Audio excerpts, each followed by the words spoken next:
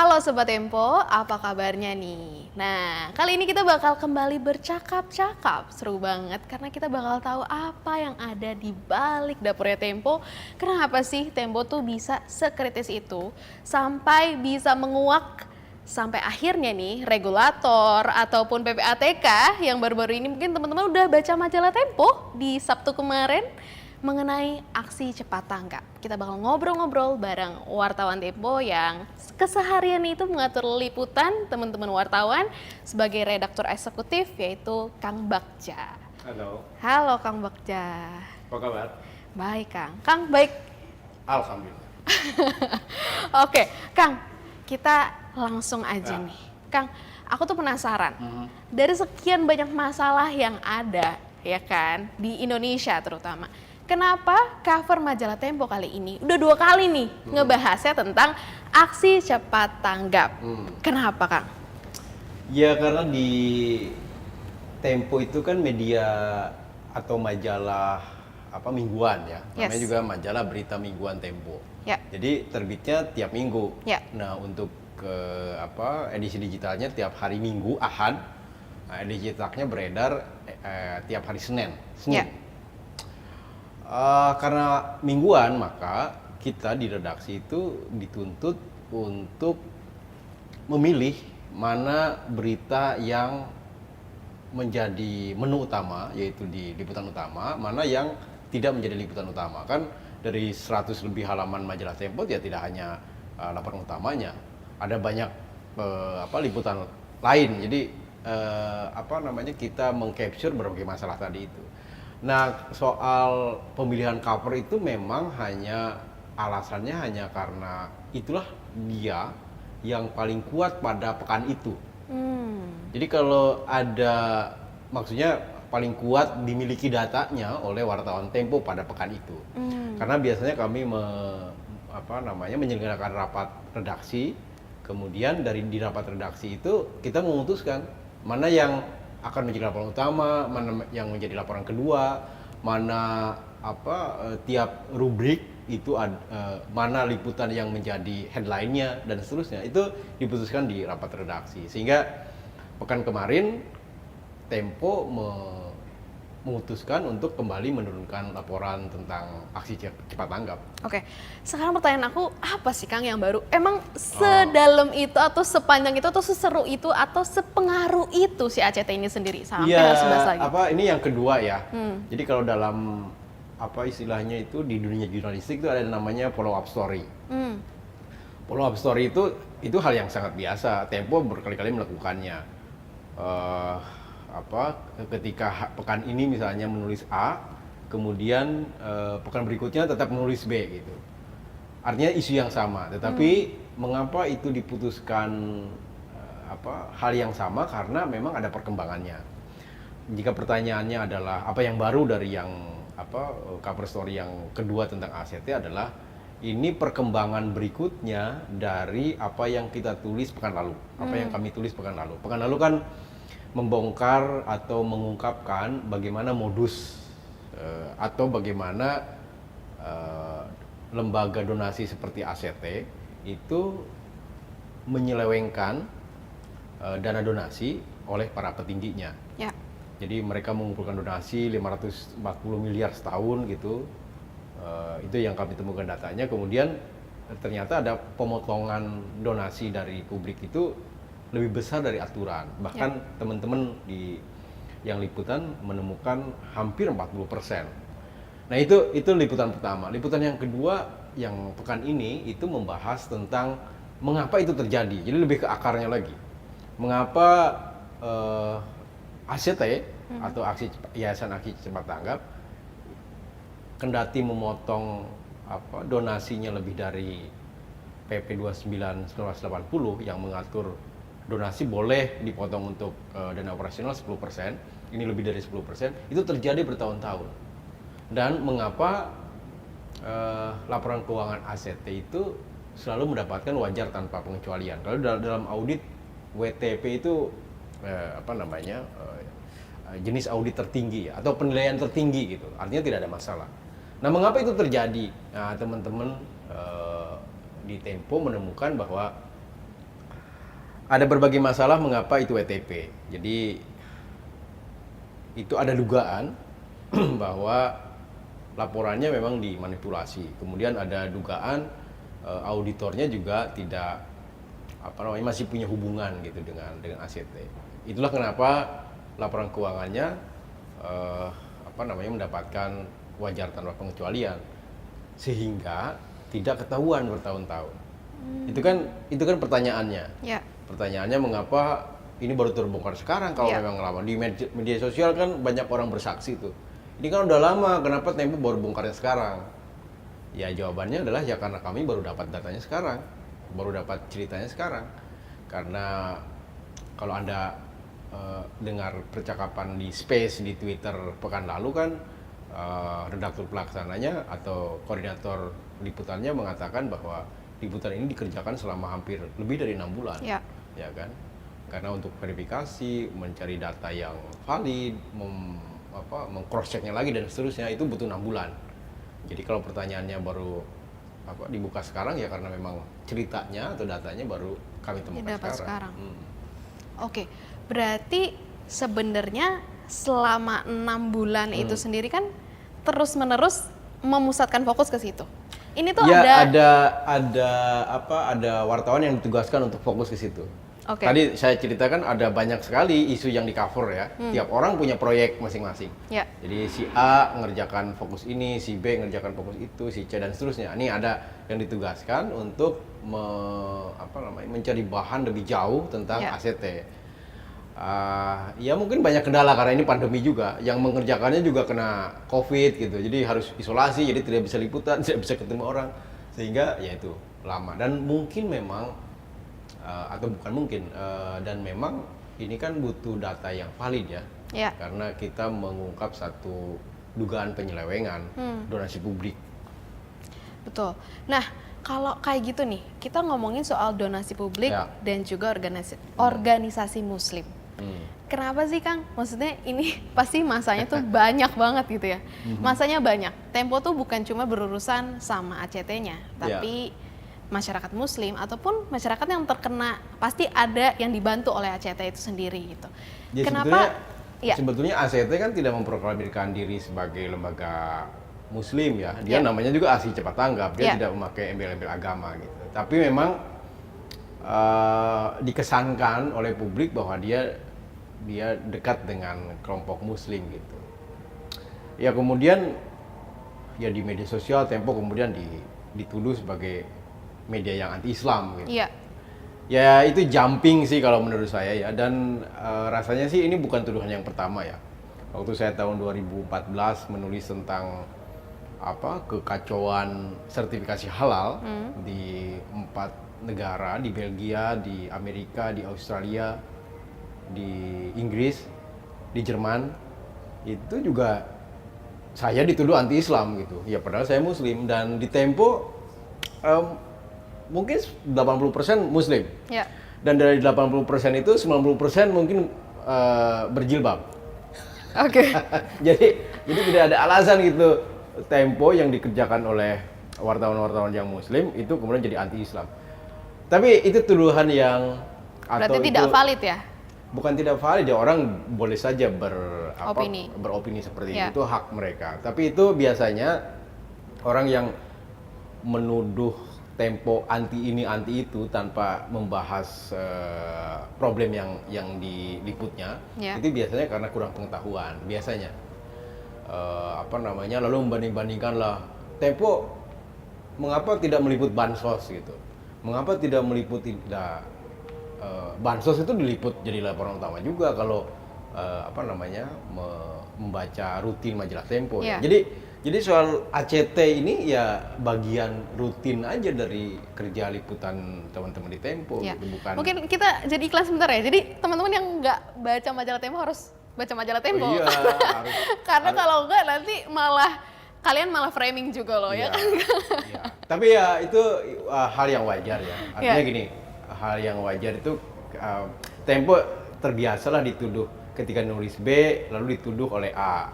Ketika nulis A lalu B yang nuduh gitu. Ada yang berkelakar dengan menulis ACT, itu ada yang berkelakar ya, ini namanya juga kelakar. Ada yang bilang Tempo sudah kembali menjadi media anti-Islam. Waduh. Kembali. Tunggu Kang, mungkin anak-anak muda yang lagi nonton YouTube bingung, kelakar tuh apa sih Kang? Oh, kelakar itu bercanda lah gitu. Apa ya bahasa milenialnya apa? Bukan prank apa? Bercanda aja. Bercanda aja Jadi gitu ya? bercanda aja apa ngeledek gitu. Tempo udah kembali nih jadi media anti-Islam karena memang itu diciptakan seperti itu. Ya tadi saya cerita waktu saya nulis nulis tentang halal juga Halal, dianggap iya. begitu. Nah tadi kembali soal follow up story ya. Waktu saya nulis tentang halal itu setelah liputan laporan utama berikutnya juga ada liputan-liputan follow up halal ini. Jadi memang tidak menjadi tidak selalu menjadi cover story ya karena Iya. memang kalah oleh isu lain yang lebih besar yang lebih penting untuk ditampilkan Angkat. dalam cover story. Tapi continue tuh. Saya kalau tidak salah ingat menulis sampai 5 edisi kalau tidak salah tentang halal. Wow, oke, 5 edisi tentang halal. Iya. Emang pasti orang mikir, wah ini ada dendam kusumat apa nih? Ya jurnalisme itu tidak dibangun dengan dendam. Ya, Maksud saya wartawan itu bahkan harus meragukan asumsinya sendiri. Jadi jangankan dendam, teman-teman di di Tempo itu terbiasa dengan meragukan keyakinannya sendiri. Jadi kalau Tiffany meliput isu A gitu, lalu presentasi kan, ya. yang lainnya jadi penentang Tiffany. Oke. Untuk menguji asumsi Tiffany, untuk menguji kepercayaan Tiffany terhadap fakta yang ditemukan. Yang lainnya mendebat gitu. Menebat. Jadi jangankan dendam tadi, anak Tempo itu terbiasa untuk meragukan sendiri apa Asumsinya. temuannya bahkan tidak hanya Oke. asumsi. Kan ketika kita liputan, kita menemukan sesuatu Ya. kan. Lalu kita berasumsi kan, ini kayaknya begini, ini kayaknya begitu, ini kayak nah, untuk menghindari agar tidak berasumsi maka rapat redaksi itu penting. Pendapat orang lain itu penting. Ya. Untuk mendebat. Dia bilang A, bagaimana itu bisa ditemukan A? Bagaimana itu apa penopangnya menjadi A dan seterusnya. Itu semua orang. Jadi kalau misalnya Tiffany liputan gitu, Tiffany jadi terdakwanya gitu. Semua orang mengadili. Supaya apa? Supaya asumsi Tiffany juga tidak terus mengikutinya gitu. Pikiran Tiffany juga tidak mengikuti terus asumsinya sendiri. Oke. Karena itu bahaya. Bahaya banget. Nah, berarti sebenarnya kalau orang mikir, wah wartawan nih ditanyain terus nih, coba lu ditanyain gak enak rasanya. Ternyata Ya, itu udah dirasain rapat juga. redaksi begitu. Itu sih tiap hari kami rapat 2 kali sepekan ya, rapat checking dan rapat perencanaan. Jadi tiap rapat perencanaan maupun rapat checking ya begitu ditanya. gitu. Jadi misalnya baru mengusulkan liputan A, itu sudah ditanya satu apa angle-nya, apanya yang baru, kenapa kamu nulis ini gitu. Terus begitu udah checking presentasi lagi, kok bisa begitu, kok begini, kok begitu, terus ya semua orang bertanya sehingga teruji ketika tidak hanya di internal mereka sendiri ya. Jadi ada tim tadi, misalnya ACT ini di tim nasional dia rapat sendiri, begitu masuk ke rapat redaksi yang besar ditanya-tanya lagi.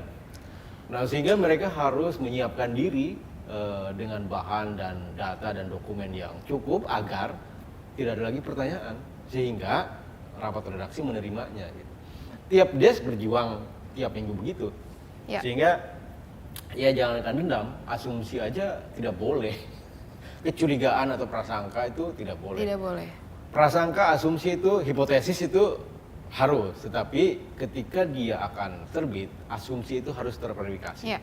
Asumsi atau hipotesis itu harus terkonfirmasi. Oke, pertanyaan aku berikutnya nih. Kalau kita sebagai reporter atau wartawan, kan kita bukan orang yang tahu segalanya. Bahkan Ya. Bapak Presiden pun nggak tahu segalanya Ya, gitu kan. ya. Nah, Karena itu, ini pertanyaan bagus Ya. ya. Karena itu jurnalisme itu, kebenaran dalam jurnalisme itu terikat atau terbatas oleh waktu. oke. Jadi kebenaran yang ditampilkan oleh jurnalistik hari ini itu belum tentu berlaku besok. Karena mungkin ada kebenaran lain yang menganulir si kebenaran yang hari ini tampil. Oke. Itulah kenapa ada follow up story. Jadi kalau seandainya para pengurus ACT itu bisa menunjukkan data yang sebaliknya dari liputan yang kemarin, Tempo juga harus wajib memuatnya. Bahwa Oke. ternyata ini terbantahkan. Kebenaran yang diyakini oleh wartawan Tempo sampai pekan lalu, itu terbantahkan pada pekan ini. Itu hal yang biasa dalam jurnalistik. Karena itu dalam undang-undang pers kan ada hak jawab. Karena kebenaran tidak boleh ditutup. Ya. Kebenaran itu terbatas oleh waktu. Di Tempo hal-hal seperti itu tuh diyakini gitu. Sehingga wartawan Tempo terbiasa juga untuk tidak anti pada banyak hal. Oke. Jadi kalau dianggap sebagai anti Islam itu konyol karena anak Tempo dididik untuk tidak anti pada apapun. Ya. Bahkan dia harus tadi meragukan asumsinya sendiri. Jadi kalau apalagi Tempo ya mempromosikan kesetaraan, mempromosikan keadilan, mempromosikan pluralisme. Jadi pasti ketika menulis sesuatu itu tidak dilatari oleh identitas. Ya. Agama kan identitas. Iya, betul. Suku identitas. Jadi ketika menulis ACT itu bukan karena katakanlah ACT itu organisasi orang muslim, bukan. Berarti Karena justru kami atau di Tempo mempromosikan please jangan melihat orang itu dari identitasnya. ya, Karena itu berbahaya. betul. Gitu. Jadi kalau kami justru membuat liputan karena faktor agama, faktor suku, itu mengkhianati apa yang kami promosikan tiap pekan. Iya, betul. Bahkan mereka pun yang melakukan dalam tanda kutip melakukan kesalahan sampai sejauh ini ya, kebenarannya adalah mereka melakukan sebuah penyelewengan bahkan menggunakan dana tersebut untuk kepentingan Ya. pribadi. Itu kan sebenarnya membawa nama agama. Kalau kita juga membawa nama agama tanda kutip ya, menjual kesengsaraan itu sendiri. Saya tidak itu yakin sih salah. mereka membawa agama, tapi mungkin dalam promosi iya ya. Tapi kan namanya pengumpul donasi kan pengennya semua pengennya donasinya besar. Iya. Sehingga kalau dibatasi justru akan mengecil kan. Betul. Justru dibuka. Menurut saya ya, kalau dia mengatasnamakan satu agama tertentu rasanya Cuma sih konyol agama itu aja. doang ya? Iya. Ya, oke. Karena justru mereka ingin donasinya sebesar mungkin gitu. Supaya mereka terlihat makin bonafit. Bonafit yang terpercaya gitulah ya untuk menyalurkan dana itu. Emang bener sih, yang tak lekang oleh waktu itu cuma Chris Patti doang ya suka nyanyi itu sih, Kang. Apa? Krispati? Iya. Oke. Oke. Kang, denger kayak lagu itu ya? Ya pernah waktu naik bus lah. Naik bus, tak lekang oleh waktu gitu. Oke. Nah, Kang, Nanti saya cari lagunya. apa? Nanti saya cari lagunya. Tapi nadanya bukan gitu sih, Kang. Oke. Bagus lah pokoknya lagunya. Nah, ngomong-ngomong soal tadi, jadi kalau wartawan Tempo itu nggak anti kritik, ya kan? Dan sebenarnya ketika kita menaikkan sebuah berita, dan itu mungkin besoknya berubah lagi, berarti itu bukan suatu revisi, tapi sebuah kebenaran yang baru gitu ya, Kang? Bukan sebuah kesalahan. Bisa juga berarti? revisi. Oke. Media tidak boleh menutup pada datangnya kebenaran baru yang dia. Misalnya begini, kita meliput ACT pekan ini, lalu temuannya adalah ini ada manipulasi keuangan, laporan keuangan. Lalu pekan berikutnya ada orang yang memberikan dokumen lebih kuat dari dokumen yang hari ini.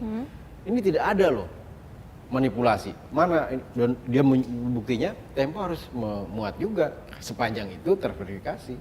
Sepanjang itu terkonfirmasi seperti liputan yang sebelumnya. Itu tidak boleh dan itu biasa saja. Ya. Tempo pernah dulu meminta maaf karena liputannya dianggap salah. Jadi reportase ke suatu lokasi, lalu si yang punya lokasinya bilang yang direportasikan Tempo itu tidak seperti itu loh. Lalu ada wartawan Tempo lain memverifikasikannya atas pengakuan itu. Dan benar ternyata yang diliput oleh Tempo itu keliru faktanya. Oke. Apa yang dilakukan? Maju ke Dewan Pers memutuskan Tempo harus memuat ulang. Jadi dimuat ulang dengan fakta yang baru tadi. Itu hal yang biasa karena begitulah demokrasi ya. Ya. Artinya majalah atau media itu mencari kebenaran, tapi kebenarannya kan terbatas. Ya. Bahkan di media karena Tempo tadi majalah berita mingguan terbatasnya per pekan loh. Jadi kalau pekan berikutnya ada kebenaran baru, media seperti Tempo harus memuatnya lagi kebenaran baru itu. Oke. Itu hal yang biasa. Jadi apa teman-teman di Tempo sangat paham dengan itu gitu. Oke. Nah, ngomong-ngomong juga nih soal tadi kan harus mengkonfirmasi, misalnya Ya. ada orang lain yang mengatakan bahwa itu tuh nggak benar reportasenya. Nah, tapi kan banyak orang yang mungkin aja bisa ngomong tapi salah ngomong nih, Kang. Dalam arti contoh kemarin Karena itu pentingnya verifikasi. Jadi satu saksi bukan saksi, satu dokumen bukan dokumen. Itu intinya. satu saksi bukan saksi, satu dokumen bukan dokumen. Satu narasumber bukan narasumber, satu dokumen bukan dokumen. Artinya apa? Wartawan Tempo harus memverifikasikan cerita dari satu narasumber ke narasumber yang lain. Wartawan Tempo harus memverifikasi satu dokumen dengan dokumen lain. Berarti kayak detektif ya, kurang lebihnya ya, Kang? Ya mirip-mirip kan. Makanya siapa Siapa tuh, Kang? Conan Detektif yang, Conan. yang dari Belgia itu, Tintin. Tintin itu kan wartawan kan. Dan atau jangan jauh-jauh deh, atau jangan jauh-jauh. Apa ada kartun namanya Curious George? Ya, Ya kan, Curious udah George. nonton ya? Ya. Itu monyet yang selalu kurius dan penerjemahnya adalah pria bertopi kuning. Itu pekerjaan jurnalistik seperti itu. Maka di Tempo tadi meragukan asumsi, meragukan keyakinan itu hal yang biasa karena setiap wartawan Tempo terbiasa atau terdidik memakai dua senjata yang harus melekat pada pikiran tiap wartawan Tempo, yaitu kurius dan skeptik. Oke. Kurius itu ingin tahu, Ingin penasaran. Skeptik itu ragu-ragu bahkan curiga terhadap informasi. Jadi misalnya saya dapat informasi A, Ya. yang harus saya lakukan adalah kurius, penasaran apa sih informasi itu, benar nggak sih informasinya, ya kan? Lalu setelah oh ternyata benar, lalu saya naik ke tahap berikutnya, skeptik. Jangan-jangan ini informasi untuk memanipulasi opini publik. Nah, sehingga kurius dan skeptik itu menjadi senjata. Caranya adalah verifikasi, cross check, recheck, cross check. Sampai kapan, Kang? Pertanyaan saya sampai kapan? Sampai yakin bahwa sampai yakin pada waktu itu, maksudnya pada penerbitan itu kebenaran yang cukup dengan buktinya. Oke. Nah, jadi kalau pertanyaannya dilanjutkan, apakah Tempo akan terus mencari isu tentang ACT? Udah pasti.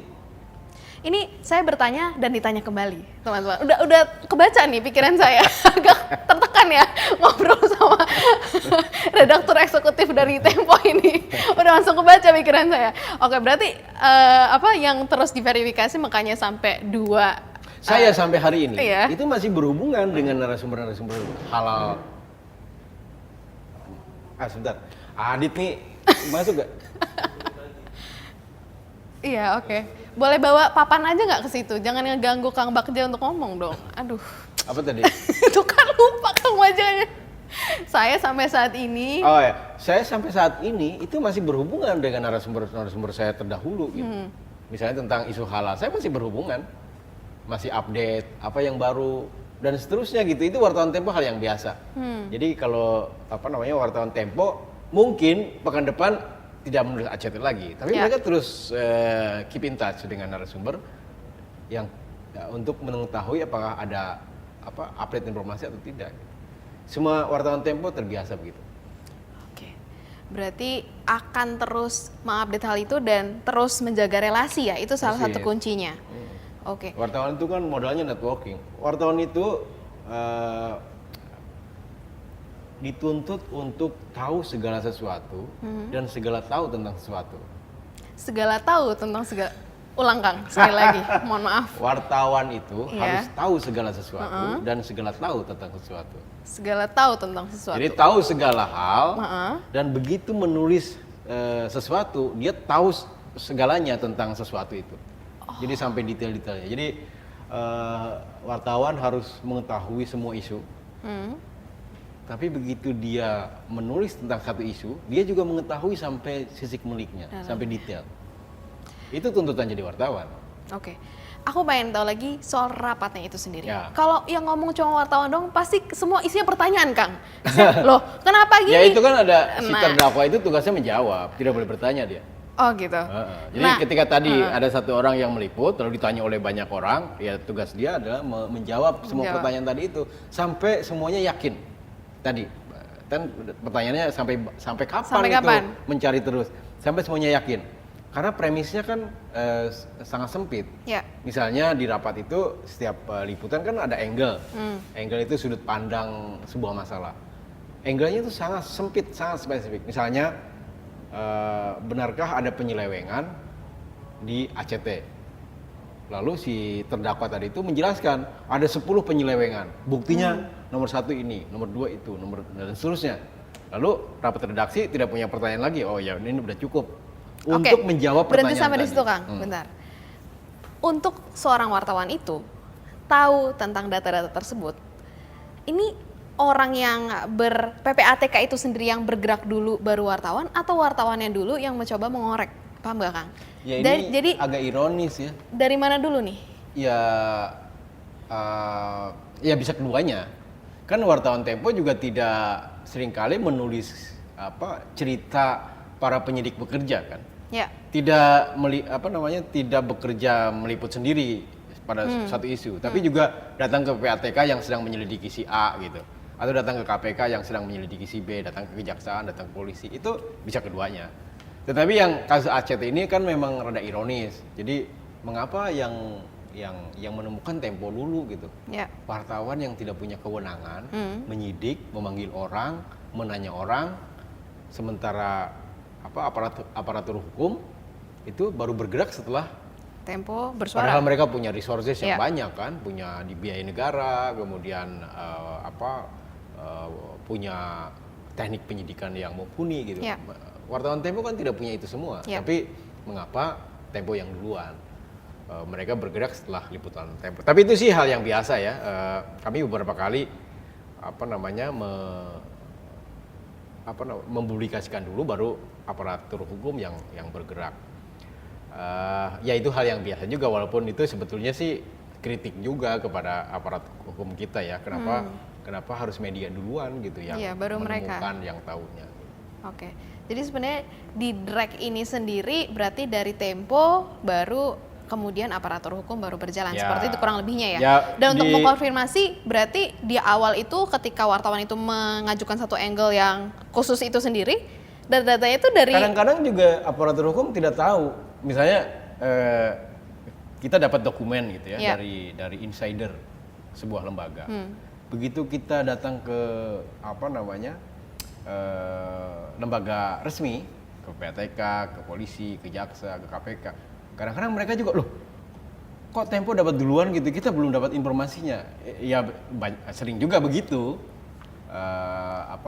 Begitu kita tahu, oh mereka belum tahu ternyata, ya sudah kita jalan sendiri aja. Oke, begitu. Itu terbayangkan dari proses kerja seperti itu. Jadi tidak mungkin tadi pertanyaan di awal soal dendam, soal anti-antian dan seterusnya, itu terhapus dengan proses kerjanya secara sendirinya. Ya. Wartawan Tempo itu meyakini satu hal ya, soal anti-antian tadi. Itu Mas Gunawan Muhammad itu sering mengingatkan bahwa kebenaran itu ada di mana-mana, Ya. termasuk di tempat-tempat yang tidak kita suka. Jadi kalau kita tidak suka lalu tidak mencari kebenaran di situ, itu bukan semangat jurnalisme. Jadi misalnya saya tidak suka dengan DPR. Ya. Lalu karena ketidaksukaan saya tidak datang ke DPR. Ya sebagai wartawan itu sudah salah. Ya. Karena mungkin saja di DPR yang tidak saya suka itu ada kebenaran. Ya. Kebenaran tentang penyelewengan anggaran misalnya. Jadi saya mendengar informasi di DPR banyak penyelewengan anggaran. Tapi karena saya tidak suka, saya tidak datang ke situ untuk memverifikasi informasi tersebut. Karena ya kita kan suci ya, mereka doang yang. Ya. Kalau kata anak Jawa sekarang gitu. Gitu ya? Iya. Kamu doang yang suci, saya enggak gitu. Oke. Nah kalau udah kayak gitu kan udah agak susah ya Kang ya, udah membatasi diri. Tidak boleh kita anti pada sesuatu. Karena begitu kita anti pada sesuatu, kita akan tertutup dari kebenaran di sesuatu tadi. Oke. Tuh guys, jadi kebenaran itu yang tadi yang pertama bukan tak lekang, malah lekang oleh waktu. Kalau Chris Pati doang yang tak lekang oleh waktu. Kebenarannya terbatas, bukan terbatas oleh waktu. Terbatas oleh waktu, tak lekang oleh waktu Chris Pati. Terus yang kedua, jangan pernah bilang Tempo tuh nggak anti-Islam sebenarnya ya Kang ya. Malah ini memang lembaga ini sendiri pun tidak membawa agama, tapi memang menjual yang namanya bencana alam itu sendiri ya Kang. Tempo dalam posisi mengingatkan kepada semua orang jangan pernah anti pada sesuatu. Oke. Itu promosinya. Jadi begitu kita anti pada sesuatu, kita sendiri akan merugi karena begitu anti pada sesuatu itu tidak, kebenaran di dalam sesuatu itu tidak akan kita temukan karena kita sudah anti duluan. Ya. Nah, ini pertanyaan banyak orang juga Kang. Sebenarnya kayak dunia ini tuh udah sangat bobrok gitu. Kayak nggak ada yang sebenarnya bisa dipercaya gitu. Nah, ketika Tempo misalnya menguak terus-menerus satu pihak atau menyudutkan satu pihak, dibilang bahwa Tempo tuh udah nggak netral lagi seperti itu. Jurnalisme boleh tidak netral. Dalam Kode Etik Wartawan Indonesia yang harus dimiliki oleh media atau wartawan adalah independen. Tidak netral itu biasa saja. Tidak netral itu boleh. Tidak netral itu kan soal tidak berpihak. Jurnalisme harus berpihak. Jurnalisme harus berpihak. Iya, pada kebenaran, pada keadilan tadi yang saya sebutkan, pada promosi pluralisme, pada demokrasi, pada kesejahteraan dan seterusnya. Jadi contohnya ada seorang nenek mengambil kayu di kawasan hutan, lalu ditangkap, ya kan? Nenek itu mencuri kayu bukan? Mencuri kayu secara hukum. Ya, betul. Secara hukum dia masuk ke kawasan hutan negara yang tidak boleh orang sembarangan masuk ke situ, lalu ngambil kayu. Lalu ditangkap dan dipidana dengan tuduhan pencurian. Secara hukum mungkin benar loh, itu pencurian dan itu kriminal. Majalah Tempo memberitakan itu, lalu kita lalu menelusuri bahwa si nenek itu mencuri kayu itu untuk hidupnya, untuk makan bersama 3 cucunya yang yatim piatu. Lalu di mana? Kita kalau netral aja, kita akan menulis Nenek Minah itu pencuri. Kalau netral begitu. Tapi jurnalisme tidak berhenti pada situ. Jurnalisme berpijak pada hal yang universal, yaitu kemanusiaan. Jadi bukan soal anti agama, anti ras, anti golongan dan seterusnya. Itu hal yang tidak perlu. Yang perlu menjadi basis jurnalistik adalah kemanusiaan tadi. Sehingga ketika nulis Nenek Minah, maka dia akan berpihak pada Nenek Minah. Angle-nya adalah kemanusiaan itu sendiri. Betul, dia mencuri. Tetapi pencurian itu ada kepentingan yang lebih besar, yaitu untuk hidupnya dia gitu. Kalau dia tidak mengambil kayu dari hutan itu, dia akan tidak bisa makan. Caranya yang salah, tapi tujuannya itu benar gitu ya. Ya mungkin dia terdesak mengambil kayu itu. Tidak ada cara lain kecuali mengambil kayu untuk bisa makan. Pertanyaan yang juga cukup menggelitik adalah gini. Banyak lembaga amal lain yang konon katanya mengambil bagian untuk operasional atau mengembangkan lembaganya sendiri lebih daripada 10% nih Kang. Ya kan? Kenapa harus ACT? Maksudnya pasti dengar-dengar nih, sebenarnya misalnya contoh memberikan bantuan ke Papua, pasti pesawatnya lebih mahal, terus biaya di sana juga relawan yang mesti dikasih makan dan lain sebagainya. Ya katanya ada lembaga luar negeri ya, kayak UNICEF atau Oxfam, gitu. Motongnya tuh sampai 30%. Ini di medsos ya. Saya belum memverifikasinya, tapi itu ada informasi di medsos. Ya mungkin iya, tetapi kan itu tidak terikat pada aturan di Indonesia. Oxfam itu lembaga internasional, UNESCO itu lembaga PBB. Sementara ACT kan harus tunduk pada aturan positif di Indonesia, yaitu PP nomor 29 tahun 1980 yang mendalilkan bahwa lembaga donasi dan lembaga sosial boleh memotong donasi maksimum 10%. Sehingga begitu lewat 10% kan ini ada masalah dong. Pelanggaran hukum gitu. Jadi itu yang ditulis oleh Tempo. Jadi teman-teman mungkin kalau ada yang bingung gitu ya, berarti ini base-nya on hukum Indonesia. Nah, pertanyaan berikutnya nih, kalau berita-berita Tempo kan sebenarnya secara resmi dari majalah Tempo, dari website majalahtempo.co. Nah, kalau yang tersebar duluan di PDF gitu gimana sih Kang? Itu bisa? Ya apa namanya, Tempo ini tidak bisa melawan teknologi, yaitu keniscayaan lah. Kita sudah menyediakan aplikasi web, menyediakan cetak, tapi tiap minggu selalu aja ada PDF yang tersebar, dan PDF-nya itu PDF yang tidak resmi. Jadi ada pelanggan yang mengcapture web majalah Tempo sudah tidak bisa di copy paste, tetapi itu secara teknologi bisa, tetapi tidak bisa melawan namanya Capture. screenshot Screenshot dari benar. handphone. Ya. Nah, ada yang ada pelanggan yang bisa membaca web Tempo lalu mengcapture satu-satu, Dijadiin screenshot, PDF. lalu dimasukin ke dalam PDF, disebarkan. Gitu. Ya, itu tindakan tidak terpuji tentu saja ya, karena itu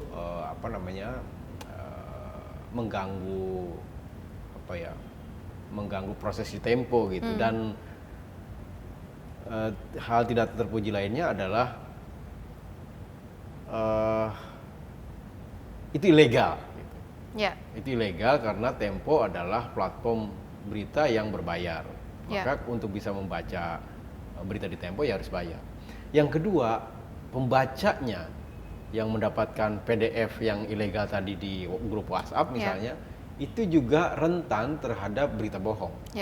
Bagaimana dia bisa yakin bahwa itu disalin begitu saja atau dicomot pasang oleh si pembuatnya tanpa mengubahnya? Kan tidak ada jaminan. Betul. Misalnya Tiffany mengcapture itu lalu mengutak-ngatik teksnya, yang tadinya tidak, dihapus tidaknya kan jadi berabe, jadi salah kan informasinya. Jadi agar informasinya kredibel, maka baca di yang aslinya saja, ketimbang yang palsu atau yang ilegal yang sangat rentan terhadap manipulasi berita yang ada di Tempo. Oke. Nah, ini mungkin salah satu lifestyle dari kita saat ini ya. Kalau di grup WhatsApp atau yang dikasih sama tetangga tuh kayaknya harus dibuka, harus dibaca ya kan? Ini ada di zaman internet ini ada namanya sharing is caring.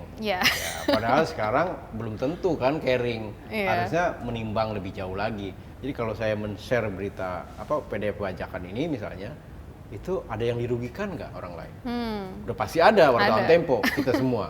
Karena begitu dibajakan orang itu dapat gratis kan. Sementara kami hidup dari atau situ. Jurnalisme Tempo dihidupi oleh jualan berita, tulisan melalui web, melalui aplikasi, melalui cetak.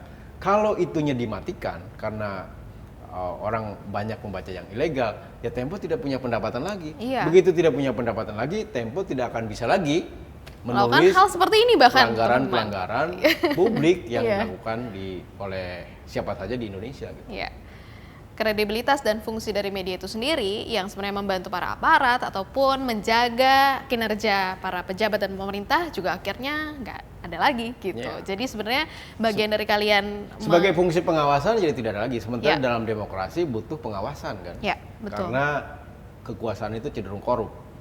Maka media menjadi salah satu penyeimbang atau pengawas dari kekuasaan yang cenderung korup tadi itu. Kekuasaan apapun ya, tidak hanya kekuasaan resmi melalui kekuasaan formal seperti presiden, menteri dan seterusnya, tapi juga kekuasaan lain, power. ACT juga punya power kan. Betul. Dengan donasi 500 miliar lebih setahun, itu kan uang yang besar. Besar sekali. Sehingga dia pengelolaan jadi punya power kan. Nah, power itu tentu korup atau cenderung korup. Betul. Media bertugas untuk mengawasinya agar power tidak cenderung korup. Betul. Karena bakal merugikan banyak orang. Ketika kamu punya kekuatan, kamu bisa. Oke. Nah, ini obrolan ini sebenarnya seru banget. Jadi teman-teman yang mungkin tadi masih suka baca PDF ya, di sini udah PDF bajakan. PDF Tempo bajakan. sudah tidak memproduksi PDF lagi. Event dimanapun. Hanya ada produknya, hanya ada cetak, majalah cetak. Kemudian ada web di majalah.tempo.co. Dan aplikasi di iOS atau di Android. Selain itu pasti bajakan. Jadi 3 tadi ya teman-teman. Nah, selain dari itu kalau mau tahu di baliknya pun mau diceritain langsung sama wartawannya. Dan murah kok, Tiff. Maksud saya cuma 58.000 langganannya. Itu seharga kopi kan? Iya, Minum benar. kopi tiap pagi. Ya, Tempo hanya 58, itu sebulan bayangkan. Iya, dan Bisa tahu akses banyak. ke manapun. Tempo Iya. sudah terbit dari tahun 71. Kalau langganan menjadi subscriber Tempo, itu banyak sekali benefitnya. Anda bisa mengakses newsletter liputan di balik cerita di balik liputan Ya. yang tiap minggu dikirim ke email. Kemudian bisa akses ke foto dan arsip dari tahun 71. Nah, sehingga tadi tuduhan-tuduhan kok giliran ACT diliput, giliran bansos tidak diliput. Nah, itu tidak Itu akan udah begitu nggak lagi ada. karena Yes. begitu search di webnya Tempo akan keluar tuh. Ketik aja bansos, keluar liputan tentang bansos. Oke, thank you Kang Bagja. Oke. Mantap. Nah, ini makanya aku simpulkan semuanya tadi dibilang bahwa segala dugaan yang tadi anti-Islam, Tempo anti-Islam dan lain sebagainya, kalian tuh harus kenal dulu, makanya bisa sayang. Nah, kalau misalnya yang belum pada baca majalahnya, harus baca majalahnya karena seru banget. Tadi proses daripada penulisannya itu sendiri bukan cuma sekedar lihat sehari atau berapa detik terus kita biasa foto-foto ataupun taruh di Instagram story kita, tapi itu proses yang sangat panjang teman-teman. Nah, teman-teman yang pengen tahu apa yang dibalik layar ini sendiri pun kita bakal terus ada cakap-cakap bareng para wartawan Tempo yang luar biasa yang melakukan investigasi dan tanpa takut menyuarakan kebenaran itu sendiri. Kita tutup acara cakap-cakap kali ini, kita mungkin bakal cakap-cakap lagi di minggu depan karena mungkin kalian juga udah penasaran banget untuk majalah Tempo di edisi berikutnya. Saya Tiffany Angelika dan Kang Bagja, kita pamit undur diri dan sampai jumpa.